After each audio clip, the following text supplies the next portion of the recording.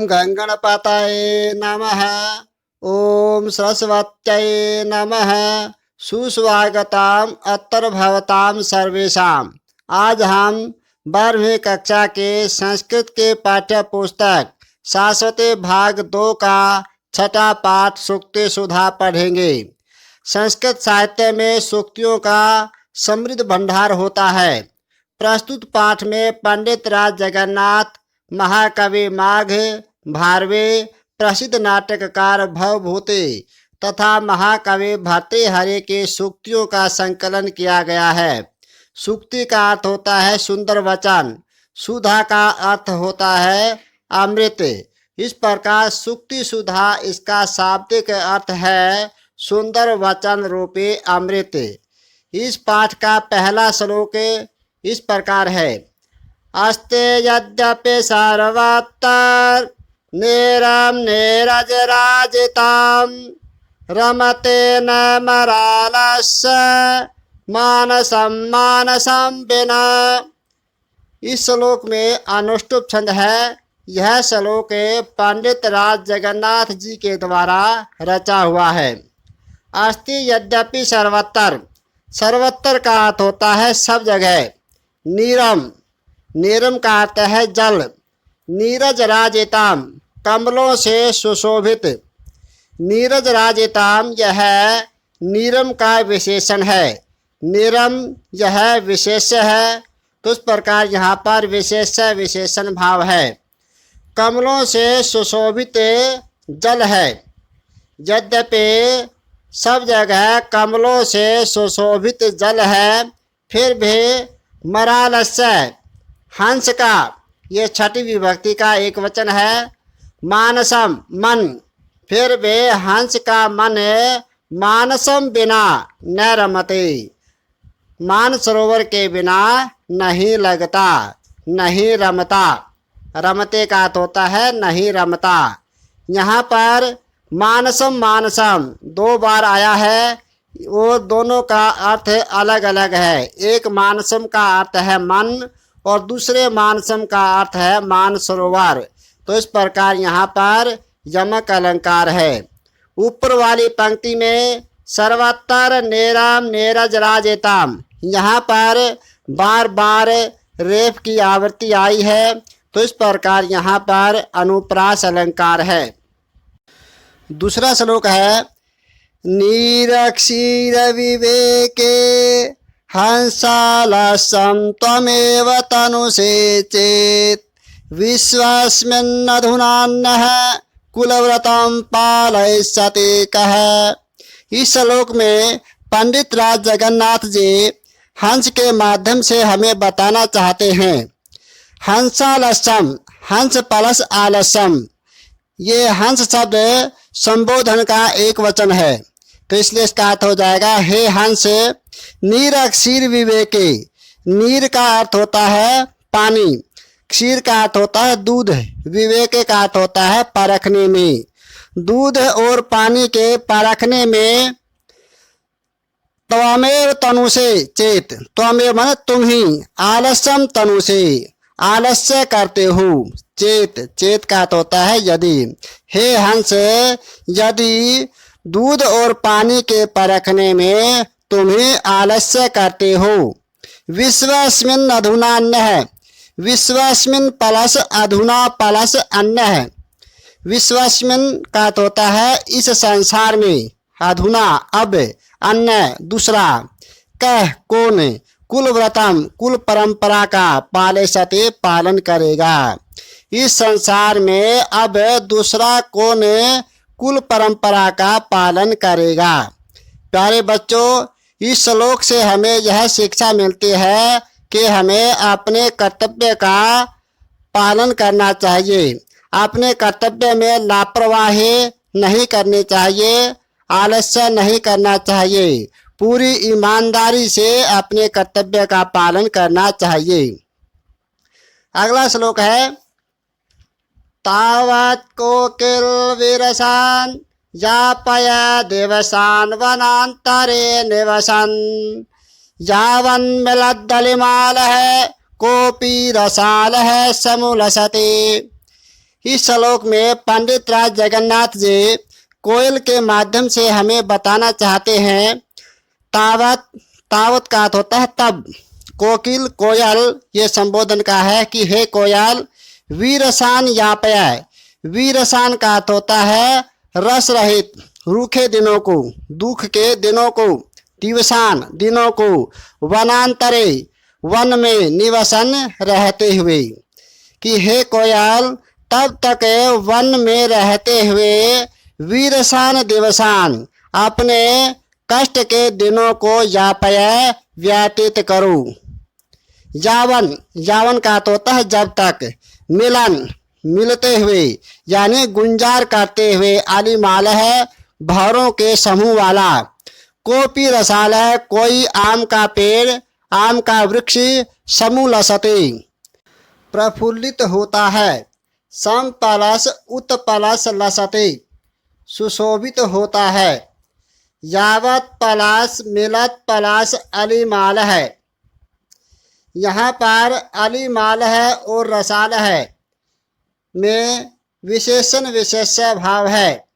अलीमाल है विशेषण है और रसाल है विशेष्य है। उसी प्रकार वीरसान दिवसान यहाँ पर भी विशेषण विशेष्य भाव है। वीरसान विशेषण है और दिवसान ये विशेष्य है। यावन मिलत अलीमाल है कि जब तक गुंजार करते हुए भंवरों के समूह वाला कोई आम का वृक्ष सुशोभित होता है, तब तक हे कोयल वन में रहते हुए अपने कष्ट के दिनों को व्यतीत करो। प्यारे बच्चों, इस श्लोक से हमें यह शिक्षा मिलती है कि दुख के दिनों के बाद सुख के दिन भी आते हैं। अगला श्लोक है न लंबते दैष्टिकताम न हे निषेधते पौरुषे शब्दार्थौ सत्कवेरेव दयं विद्वान अपेक्षते। इस श्लोक में महाकवि माघ जी कहते हैं न लंबते दैष्टिकताम न पलसे आलंबते। दैष्टिकता माने भाग्य। विद्वान व्यक्ति भाग्य का आश्रय नहीं लेता है। न निषिद्धते पौरुषे और न हे पुरुषार्थ का आश्रय लेता है। पुरुषार्थ का तो होता है मेहनत परिश्रम। शब्दार्थौ सत्कविरीव, जिस प्रकार एक श्रेष्ठ कवि शब्दार्थौ शब्द और अर्थ का सहारा लेकर कविता की रचना करता है, उसी प्रकार दवम विद्वान अपेक्षते। विद्वान व्यक्ति भाग्य और पुरुषार्थ दोनों का आश्रय लेता है। प्यारे बच्चों, इस श्लोक से हमें यह शिक्षा मिलती है कि हमें भाग्य का आश्रय नहीं लेना चाहिए, हमें मेहनत करनी चाहिए।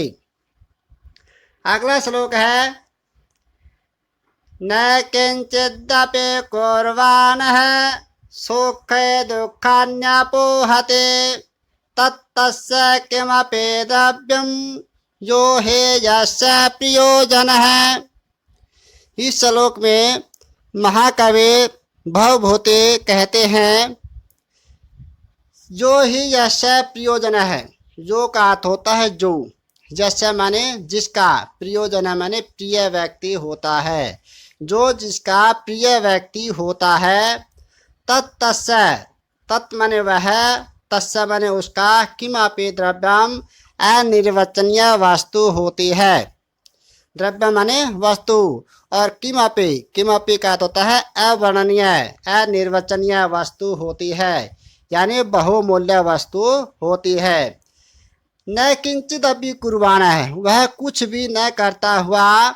सुखई पलस दुखानी पलस अपोहति, वह कुछ भी न करता हुआ सुखई सुखों के द्वारा दुखानी दुखों को अपोहति नष्ट कर देता है, दुखों को दूर कर देता है।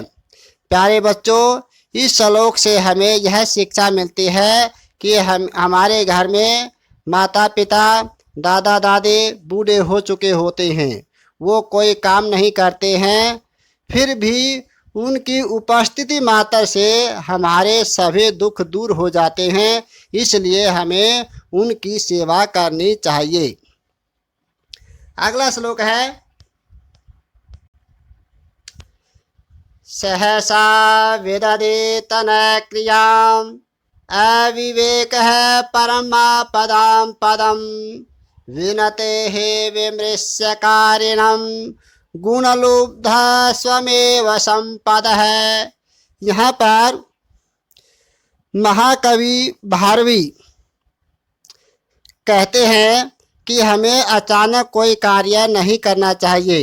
सहसा, सहसा का अर्थ होता है अचानक, विदधेत करना चाहिए, न विदधेत नहीं करना चाहिए, क्रिया माने कार्य, कि हमें अचानक कोई भी कार्य नहीं करना चाहिए। अविवेक है परमापदाम पदम, क्योंकि विवेकहीनता, अविवेक है, विवेक का अर्थ होता है ज्ञान, अविवेक माने अज्ञान, तो इस प्रकार विवेकहीनता परम आपदाम पदम, परम प्लस आपदाम, बहुत बड़ी मुसीबतों की जड़ होती है। पदम माने जड़ यानी स्थान, कि विवेकहीनता बहुत बड़े घोर विपत्तियों का स्थान होती है। विनते ही विमृश्य कारिणाम, ही माने क्योंकि, क्योंकि विमृश्य कारिणाम विचार विमर्श करके कार्य करने वाले, सोच विचार कर कार्य करने वाले व्यक्ति को गुणलुब्धा, गुणों से आकृष्ट होने वाले संपद है लक्ष्मी, संपद का अर्थ होता है संपत्ति, संपत्ति को ही लक्ष्मी कहते हैं, के गुणों से आकृष्ट होने वाले लक्ष्मी यानी संपत्ति स्वमेव, स्वम प्लस एव, स्वम ही अपने आप ही उसका वर्ण कर लेती है, उसका चयन कर लेती है। किसका? विमृश्य कारिणम, विचार विमर्श करके कार्य करने वाले को, अर्थात सोच विचार करके कार्य करने वाले को लक्ष्मी अपने आप ही वर्ण कर लेती है। इस श्लोक में आर्य छंद है। प्यारे बच्चों, इस श्लोक से हमें यह शिक्षा मिलती है कि हमें कभी भी अचानक बिना सोचे समझे कोई भी कार्य नहीं करना चाहिए। अगला श्लोक है, स्वायत्तमेकांत गुणं विधात्रा विनिर्मितं छादनमज्ञतायः विशेषतः सर्वविधं समाजे विभूषणं मौनम पंडितानाम। इस श्लोक में महाकवि भर्तृहरि जी कहते हैं, स्वायत्तम प्लस एकांत गुणम, स्वायत्तम का अर्थ होता है स्वतंत्र, एकांत गुण माने अद्वितीय गुण वाला, विधाता, विधाता का अर्थ होता है विधाता नहीं, यह तृतीय विभक्ति है कि विधाता ने स्वतंत्र और अद्वितीय गुण वाला, छादनमज्ञतायः, छादनम प्लस अज्ञतायः, अज्ञानता को ढकने वाला, विशेषतः सर्वविदाम समाजे, विशेष रूप से विद्वानों के समाज में, मौनम अपंडितानाम, मूर्खों का मौन रूपी आभूषण वे निर्मितम बनाया है।